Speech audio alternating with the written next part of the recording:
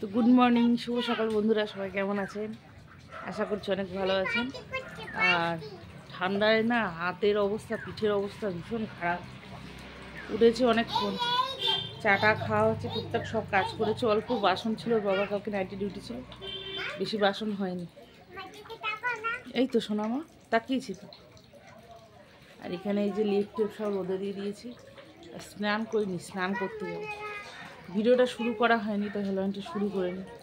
ওইদিকে পুতুলের গলাটা ভেঙে গেছিলো, গলাটা ঠিক করেছে। আজকে দেখি একটু রং করার চেষ্টা করব, জানি না রং ধরবে কিনা। পুতুল পুতুল পুতুল কিরকম? হ্যাঁ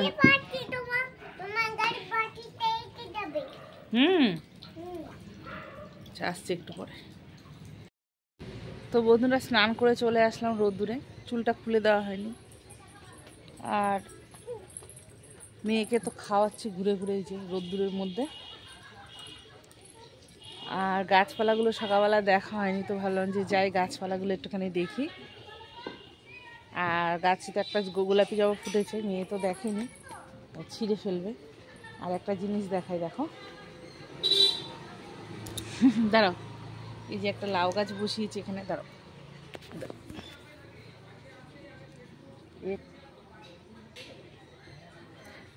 লাউ গাছ বসিয়েছি, জানি না হবে কিনা, এখানে তো রোদ্দুর পড়ে, আর মেয়ে ছিঁড়েও ফেলতে পারে। কি হচ্ছে দেখো? লাউ গাছ রাস্তার ধারে চারাটা হয়েছিল, মানে ওই যে লাউ হয়েছিল আমাদের বাড়িতে অনেকগুলো, সেই লাউগুলো ভেবেছিলাম বীজগুলো হয়তো চারা হবে না, ফেলে দিয়েছিলাম। তো সেখানে দেখি অনেক চারা হয়েছে, অনেকে তুলে নিয়ে গেছে। তো আমি তো চারা নিয়ে এসে কিনে নিয়ে এসে বসিয়েছি। তো ভাবলাম আমিও একটা চারা নিয়ে এসে বসাই, যদি হয়। লাউ না হোক, অন্তত শাক পাতা তো খাওয়া যাবে। ডালের সাথে লাউ খেতে হবে? ও, আগে লাউ হোক তারপরে তো, বুঝেছ? আমার মেয়ে বলছে ডালের সাথে লাউ খেতে হবে, ডালের সাথে লাউ খেতে হবে। কি করছিস রে তোরা? বাবা মাংস কাটছে। হ্যাঁ, বাবা। কার বাবা? বাবা।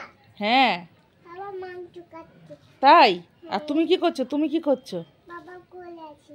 বাবার কোলে আছিস? ও।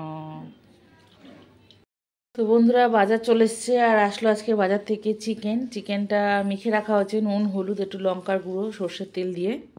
আর এখানে দেখো সবজি কাটাকাটি চলছে, আলু, পেঁয়াজ, আদা, রসুন।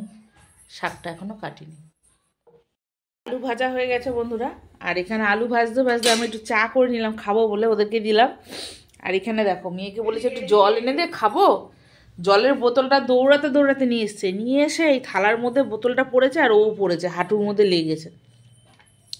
সব পেঁয়াজ মেয়াজ ছড়িয়ে ছিটিয়ে একাকার করলো। ওদিকে তেল গরম হয়ে গেছে, পেঁয়াজটা দেবো। ভাগ্যিস আমি ওই সবজি কেটেছিলাম, খোসাগুলো তুলে দিয়েছিলাম, নালে তো সব একাকার হয়ে যেত।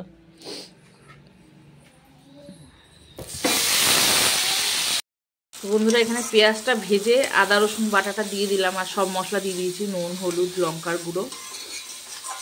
এখন মশলাটাকে ভালো করে কষিয়ে, তো হলুদটা কম হয়েছে, হলুদের প্যাকেট কাটতে হবে, তারপরে দেব। তো মশলাটা ভালো করে কষিয়ে মাংসটা দিয়ে দেবো।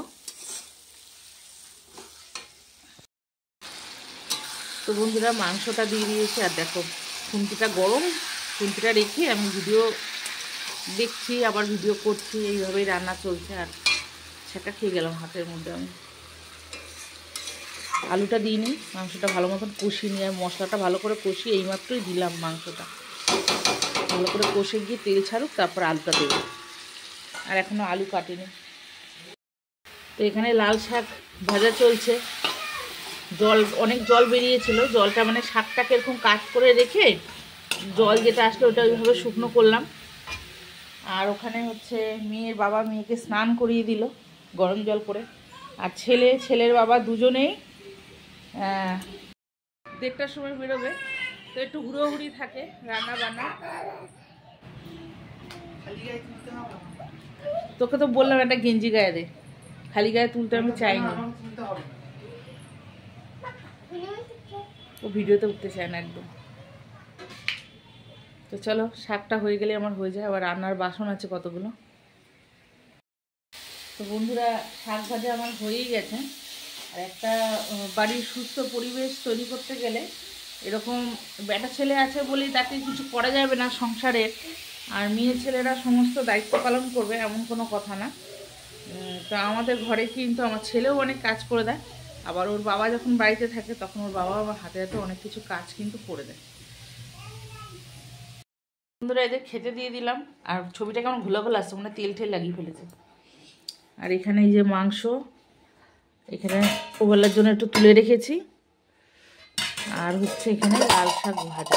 এই তো হয়েছে রান্না বান্না। বাবা গেছে স্নানে, স্নান করে আসুক, খেতে দিয়ে যাব বাইরে কাজে, বাসন মাজবো, উঠোন ঝাড় দেবো, উঠোনে পাতা মাথা পড়ে পুরো ভরে গেছে, মেয়ের কটা গেঞ্জি প্যান্ট আছে সেগুলো কাচবো, অনেক কাজ। তো বন্ধুরা এখন বাজে 2:40, আর এইমাত্র খাওয়া হলো।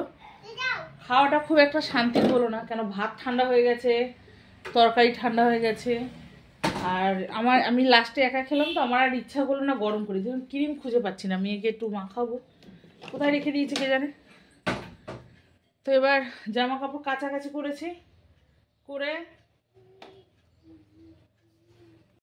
ক্রিম খুঁজে পাচ্ছি না, তো জামা কাপড় কাচলাম, বাসন মাজলাম, মেজে খেলাম, মেয়েকে আবার একটু বাকি ছিল সেইটা খাওয়ালাম। আয় আয় তাড়াতাড়ি, তাড়াতাড়ি আয়। আর এখন এসে ক্রিমটা খুঁজে পাচ্ছি না, এখন খেয়ে দিয়ে সবাই বসলাম, ওকে একটুখানি ক্রিম ট্রিম মাখিয়ে টিপ টিপ পরিয়ে দেবো।